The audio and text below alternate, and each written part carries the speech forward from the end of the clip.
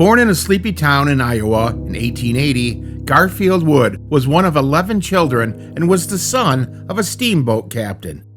The family would move to Minnesota, where Gar would first learn his love of racing by challenging other steamboats to race up and down the river. Learning from his father that losing was never an option, Gar's father ordered Gar to throw all of the deck chairs into the firebox during a race that they were losing. The extra wood gave the ship enough power to slide past the competing craft at the last minute, giving the Wood family the victory. Gar would go on to study at the Chicago Institute of Technology, leaving school shortly, though, after enrolling, to start his own company. Gar had a keen eye for problem solving, and in 1914, he witnessed a crew on a building site moving large amounts of debris. The crew had to load the debris into a small cart and then unload it by hand. Gar would come up with a hydraulic lift system that could be attached to the back of any truck, giving us the first dump truck of its kind. Gar would amass a fortune of $50 million due to his dump truck concept, seeing that every company that manufactured trucks would soon be installing a wood unloading system.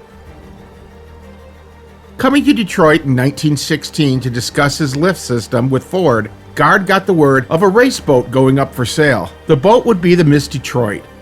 Reaching out to the boat builders, the Smith brothers, originally to buy the boat, Wood would end up purchasing the company in its entirety. The Smith brothers soon became good friends with Wood, developing the legendary race boat team. Following World War I, Wood discovered that there were many government warehouses full of 4,500 Packard Liberty airplane engines. Making a deal with the government, Wood purchased all of the engines and began to install them in his race boats, making him almost impossible to beat in his Miss Detroit boat. Wood would go on to win the Gold Cup from 1917 through 1922, but due to his success, the American Powerboat Association made it illegal to race with airplane engines. In one last racing effort, Gar Wood would take his race boats to Europe, winning all of the events he competed in. By 1927, the original Smith Boat Company in Algonac had reached its capacity, so Wood purchased industrial space that was available in the city of Marysville, opening his new factory in January 1930. On December 7, 1941, the Japanese bombed Pearl Harbor, putting all U.S. industries into the war effort.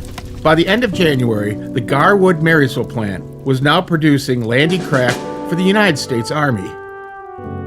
The United States Army was also looking for target boats, so Wood would devise a radio-controlled boat that could travel 40 miles per hour and could be used as target practice without worrying of injuries.